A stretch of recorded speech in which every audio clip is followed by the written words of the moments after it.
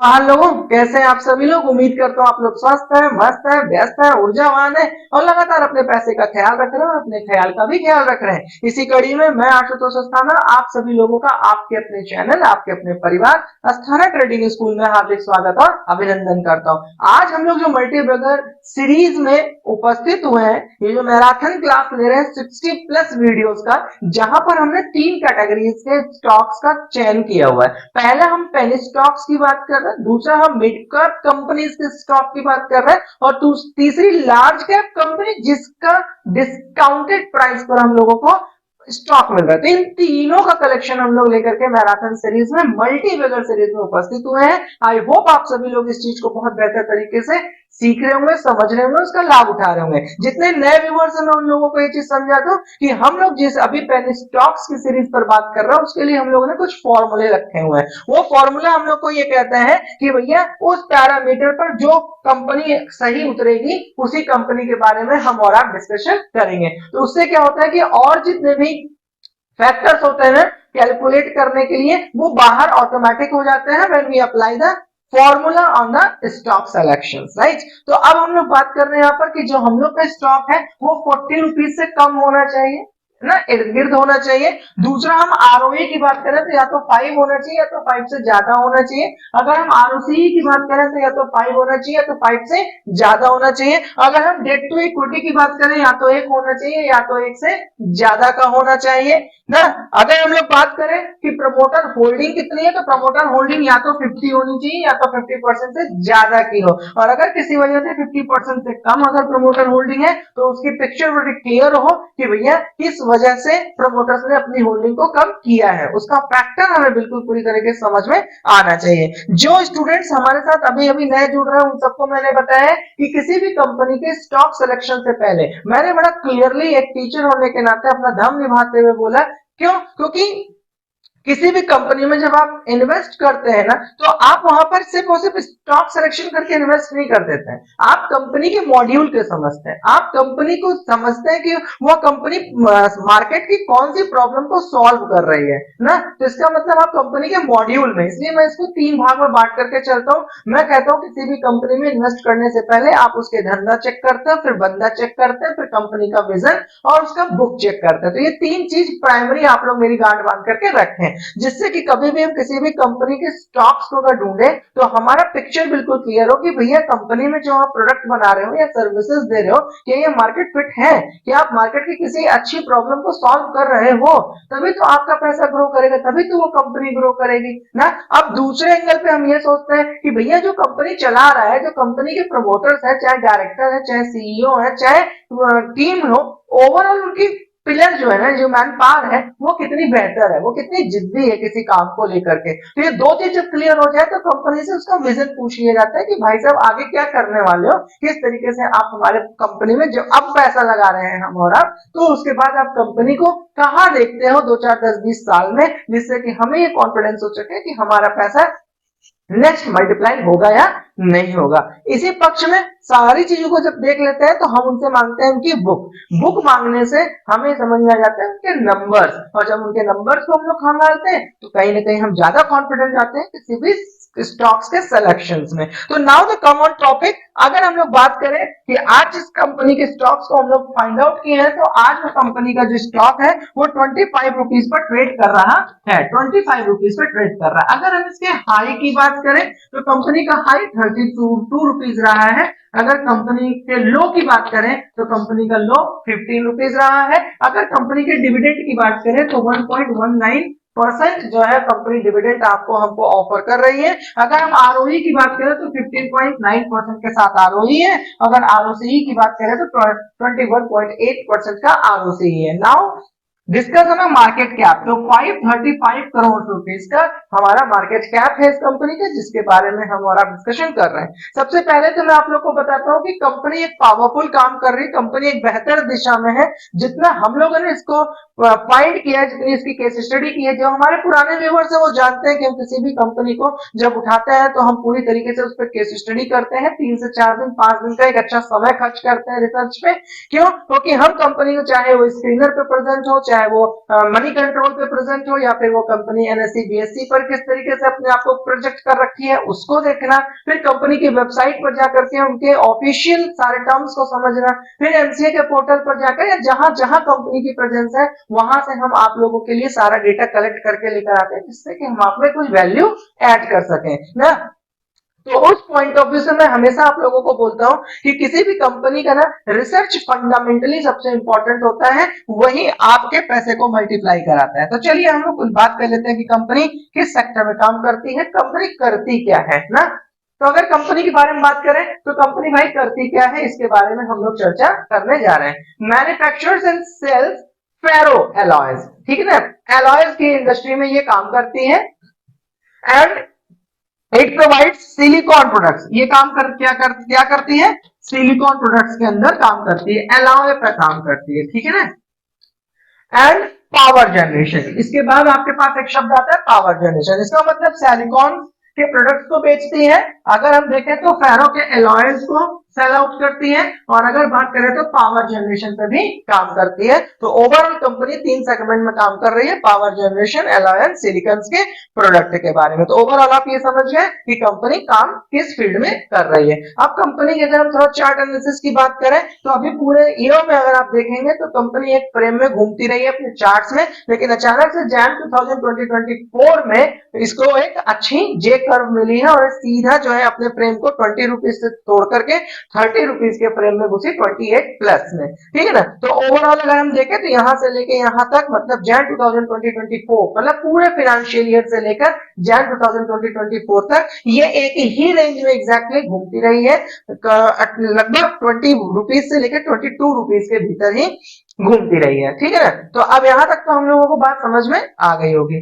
अब नेक्स्ट अगर हम लोग बात करते हैं थोड़ा कंपनी के परफॉर्मेंस पर, तो कंपनी के परफॉर्मेंस के लिए माय डियर हमने आपको एक बहुत अच्छा सा रूल दिया है कि किसी भी कंपनी की जब परफॉर्मेंस पे जाइए तो सबसे पहले उनसे पूछिए कि भैया आप कमाते कितना है, तो उनकी अर्निंग्स देख लीजिए, ठीक। फिर उसके बाद उनसे एक्सपेंस पूछ लीजिए कि भैया आपका एक्सपेंस कितना है। ये फॉर्मूला मैं हमेशा आप लोगों को रटाने की कोशिश करता हूँ, जितने पुराने व्यूवर्स है जानते हैं, बाकी नए व्यूवर्स के लिए मैं हमेशा कोशिश करता हूँ लिख देने का, लेकिन आप पीछे जाकर के सारी वीडियोस को जरूर देखिए। अर्निंग्स हो गया, अगर हम बात करें कि इसके एक्सपेंसेस कितने हैं, फिर आप इनसे पूछिए इनकी सेविंग्स कितनी है, फिर उसके बाद आप इनसे पूछिए कि ये अपना पैसा और इन्वेस्टमेंट कैसे कर रखे हैं, अपने पैसे को डाइवर्सिफाई करके। फिर अगर आप इनसे पूछिए तो इनका अगला विजन क्या है, जैसे ही ये चीज क्लियर हो जाए तो आप इनसे इनकी बुक मांग लीजिए जो आपके सामने है, और इस बुक के जब मत हो जाकर के बेहतर से बेहतर करेक्शंस देखिए, फंडामेंटली चेक करिए इनके नंबर्स को, जितना आप इस नंबर्स में रिसर्च करेंगे उतना ही दूध और पानी दोनों अलग हो जाएगा, ठीक है ना। तो इस चीज को लेकर के आप लोगों को थोड़ा सा प्रैक्टिस करना है, बाकी ओवरऑल हम लोग थोड़ा सा आप लोगों को समझा देते हैं। सेल्स में अगर हम लोग बात करें तो हम लोग मार्च 2021 से, फिर उसके बाद मार्च 2022 से ना, फिर उसके बाद बात करें तो मार्च 2023 से, फिर उसके बाद अगर हम लोग बात करें तो टीटीएम में सितंबर ही हमारे पास है, बाकी इसके बाद आपका दिसंबर बचता है और फिर फिर आपके पास फाइनेंशियल ईयर का लास्ट बचता है। तो अगर हम लोग सेल्स की बात करें तो 39 प्लस करोड़ यहाँ पर है, 61 करोड़ प्लस यहाँ पे है, तो ठीक है ग्राफ पॉजिटिव है। फिर यहाँ से 66 करोड़ का है तो यहाँ पे भी ग्राफ पॉजिटिव है। फिर अभी ये काम में चल रहे हैं, इसलिए फाइनेंशियल ईयर का डेटा हमारे पास नहीं, अब तक 28 करोड़ का इन्होंने टीटीएम का मतलब होता है टोटल 12 मंथ्स या ट्रेलिंग 12 मंथ्स, ठीक है ना। अगर हम एक्सपेंसेस की बात करें तो 34 करोड़ का यहाँ पे किया है, 39 से 34 ठीक है, यहाँ पे 32 करोड़ का इन्होंने एक्सपेंस किया है, ये भी बिल्कुल ठीक है, यहाँ पे 55 करोड़ का किया है, ये भी बिल्कुल ठीक है। तो इसलिए हम इनको एक पॉजिटिव साइन देते हैं अपने बुक्स में, क्यों, क्योंकि इन्होंने एक्सपेंस है ना, अपने एक्सपेंस को और अपने इन्होंने सेल्स का, ठीक है ना, अर्निंग एंड एक्सपेंस के रेशियो को इन्होंने बहुत अच्छा मेंटेन किया है, जो कि इनको आगे बुक में मदद करेगा। देखिए कुछ ना आप लोग को भी एक्सरसाइज करने के लिए देखें, जैसे डेट ऑन इक्विटी पर ना, रिस्क एंड रिवॉर्ड पर, ठीक है ना, फिर उसके बाद कंपनी के डेट को समझिएगा, एसेट्स को और लायबिलिटीज के रेशियो को, इस तरीके से कुछ फंडामेंटल चीज होती है जिस पर आप लोगों को बड़ी ईमानदारी से बड़ी सजगता से काम करना है, ठीक है ना। और इससे जुड़े हुए स्टॉक मार्केट से जुड़े हुए अगर कोई भी विषय में आपको कोई समस्या आती है तो देखिए आप एक ऐसे प्लेटफॉर्म पे है ना जो कंप्लीटली डेडिकेटेड है सिर्फ और सिर्फ एजुकेशन के लिए। हम किसी प्रकार का कोई सपना नहीं बेचते,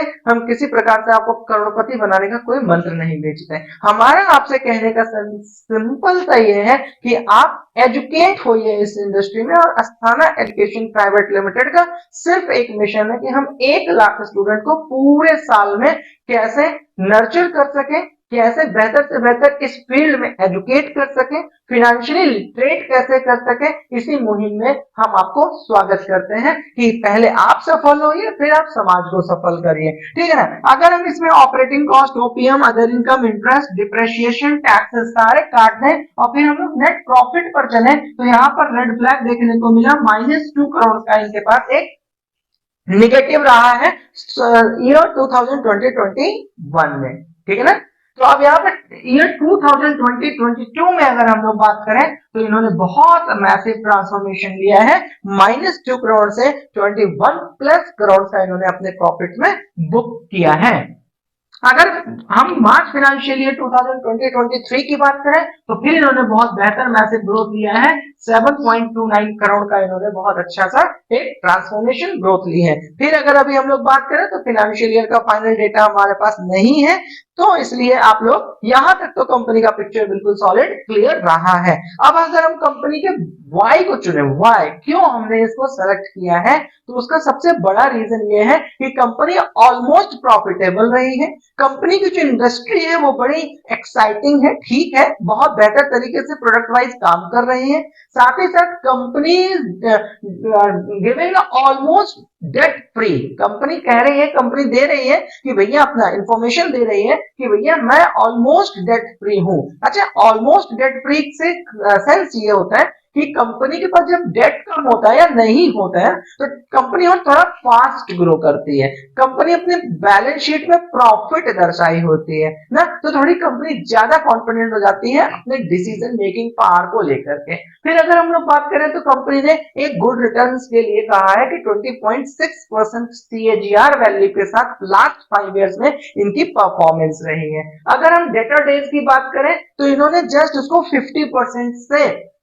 थोड़ा ज्यादा में कम किया है, रिड्यूस किया है। डेटर डेज का मतलब है ना, जैसे 59.8% जो है ना इनका साइकिल था अपने कर्ज को देने का, डेटर डेज का मतलब ये होता है एक साइकिल होता है। इन्होंने कहा कि भैया 59 डेज में जो हम पैसा आपको अदा करते थे, अब इन्होंने इसको रिड्यूस करके या कह लीजिए इंप्रूव करके ना 31.6 डेज कर लिया है ना, बात समझिएगा।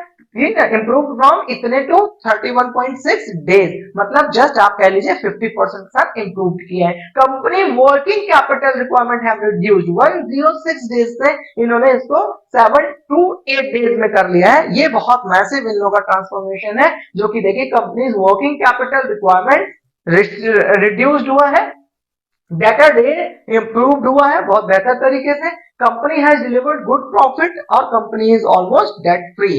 अगर हम लोग इसके कॉन्स को देखें तो हमने देखा earning include on other income 7.57, ये थोड़ा सा विषय ये होता है कि कंपनी का अपना प्रोडक्ट है, उस प्रोडक्ट को सेल्स करके उसके मार्जिन के थ्रू जो हम अपना बैलेंस शीट बनाते हैं वो ज्यादा मैच्योर करता है कि हम कंपनी में इन्वेस्ट कर रहे हैं। लेकिन कंपनी जब अदर इनकम के थ्रू अपना रेवेन्यू जनरेट करती है तो कहीं ना कहीं हमें थोड़ा सा इस बात को तलाशना होता है कि कंपनी अदर साइड से जो इनकम लाके अपने बैलेंस शीट में दिखा रही है उसका बेसिक पर्पस क्या है, बेसिक रीजन क्या है। तो ये थोड़ा सा इनका कॉन्स है कि अपने साइड से अदर इनकम सोर्सेज से पैसा कलेक्ट करके अपने बैलेंस शीट में डिस्प्ले कर रहे हैं। ठीक है ना। अब यहाँ पे हम थोड़ा रिजल्ट्स की बात करते हैं ईयर ऑन ईयर कि कंपनी का रिजल्ट कैसा रहा है, सेल्स वाइज हो चाहे एक्सपेंस वाइज हो। तो पीछे फॉर्मूला हम लोगों ने डिस्कस कर लिया था, हम 2019 से पकड़ लेते हैं जबकि उसके पीछे का ग्राफ इनका सेल्स में भी बेहतर रहा है। और रेड फ्लैग अगर हम लोग देखने की कोशिश करें तो कहीं पर भी इनका रेड फ्लैग नहीं बनता है, क्योंकि एक्सपेंस और सेल्स का रेशियो जो है ना वो बेहतर तरीके से देखा है। मार्च 2019 की अगर हम लोग बात करें तो 133 करोड़ का इन्होंने सेल्स किया है, 116 करोड़ का इन्होंने एक्सपेंस किया है, यहाँ पे ब्रेक इवन पे रहे हैं, नो प्रॉफिट नो लॉस पे रहे हैं ना। अगर हम लोग मार्च 2020-21 देखें तो यहाँ पर एक जगह पर रेड फ्लैग हम मान के चलते हैं क्योंकि यहाँ पे फाइनल में माइनस जीरो पे, मतलब ब्रेक इवन पे भी नहीं, जीरो पे भी नहीं है, माइनस इन्होंने एंट्री रखी है। इसका मतलब है कि प्रॉफिट में एक रेड फ्लैग बनता है। अगर हम लोग 2020-21 की बात करें तो 128 करोड़ का इन्होंने सेल्स किया है, 114 करोड़ का इन्होंने एक्सपेंस किया है। अगर हम लोग 2020-22 की बात करें तो यहाँ पर 207 करोड़ का इन्होंने सेल्स किया है, 133 करोड़ का इन्होंने एक्सपेंस किया है। इसी तरीके से मार्च 2020-23 की बात करें तो 181 करोड़ का इन्होंने सेल्स किया है और 148 करोड़ का इन्होंने एक्सपेंस किया है। तो ओवरऑल पार्ट बहुत अच्छा है। अदर इनकम्स की बात कर लें, ओपीएम की बात कर लें ना, ऑपरेटिंग प्रॉफिट्स की बात कर लें, डिप्रेशिएशन की बात कर लें, सारे फैक्टर्स आपके सामने लिखे हुए हैं।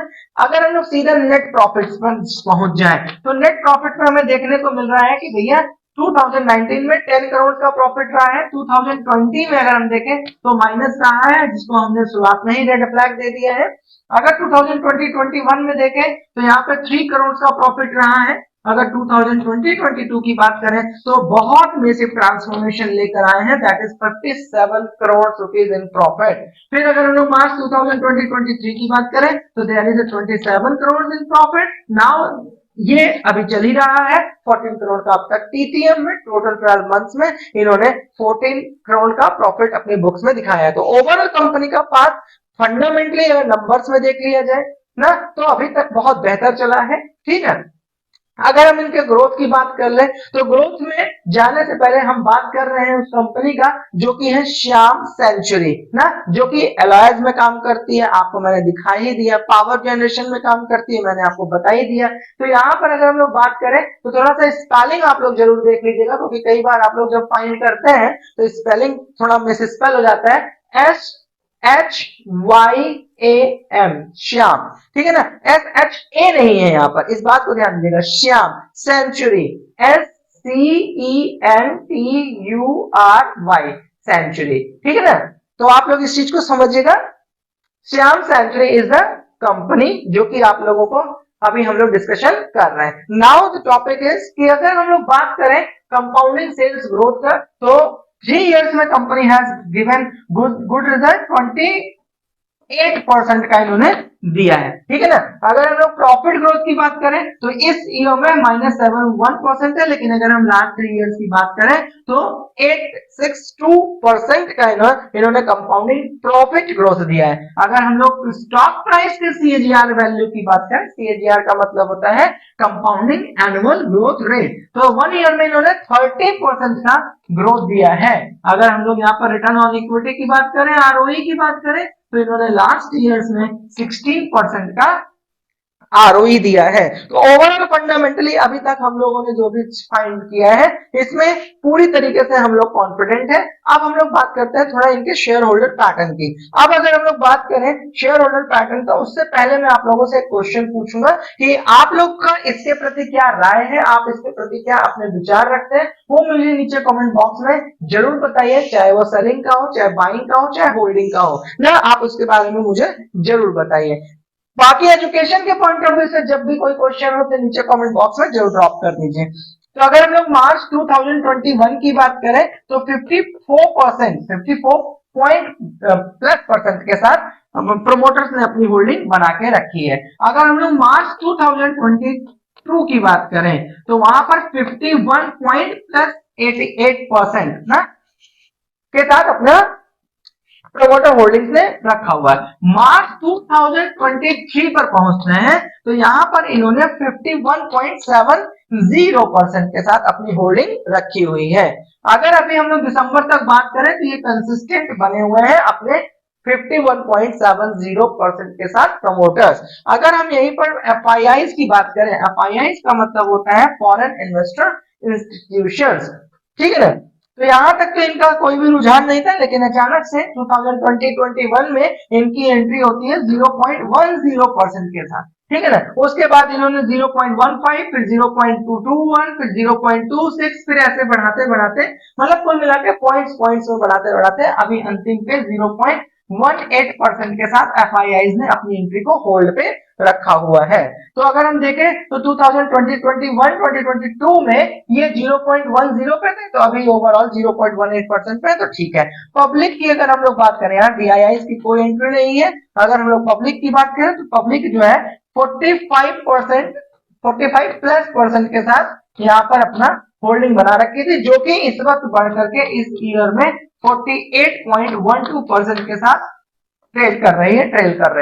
ठीक है ना। तो यहाँ पर प्रमोटर्स ने अपनी होल्डिंग को बहुत बेहतर रखा है। FIIs की एंट्री बहुत छोटी सी है और बाकी पब्लिक ने अपना पैसा बहुत बेहतर तरीके से बना के यहाँ पर आप लोगों के लिए रखा हुआ है। अब आप हमें सिर्फ ये बताइए कि आपका इसके प्रति क्या रुझान है, आपका इसके प्रति क्या सोच है। अगर किसी ऐसे स्टूडेंट को लगता है कि स्टॉक मार्केट में या मल्टीबैगर सीरीज में, यात्रा सीरीज में, सारथी सीरीज में या किसी भी जिस भी प्लेटफॉर्म पे, मतलब हमारे प्लेटफॉर्म पे जो भी आपको ऐसा लगे कि स्टॉक मार्केट से जुड़ी हुई यहाँ पर हमें जानकारी लेनी चाहिए, तो मुझे नीचे कमेंट बॉक्स में जरूर बताइएगा। टेलीग्राम चैनल पर जरूर जुड़ जाइए। और अगर आपको ए से लेकर जेड तक किसी भी चीजों को सीखना है, चाहे एसआईपी म्यूचुअल फंड हो, चाहे इन्वेस्टमेंट हो, चाहे आपको स्टॉक मार्केट की क्लासेस हो, या फिर एफएनओ डेरिवेटिव्स में ट्रेडिंग की क्लासेस हो, ओवरऑल अगर आपको किसी प्रकार से कुछ सीखना है तो नीचे कमेंट बॉक्स में आकर के हमें बताएं, या फिर डिस्क्रिप्शन बॉक्स में जाकर के ऐप के थ्रू, लिंक के थ्रू ज्वाइन कर जाए, या फिर कंपनी के बोर्ड लाइन नंबर पर कॉल करके हमसे बातचीत भी कर सकते हैं। ओवरऑल इसके प्रति आपकी क्या सोच है मुझे नीचे कमेंट बॉक्स में बताइएगा।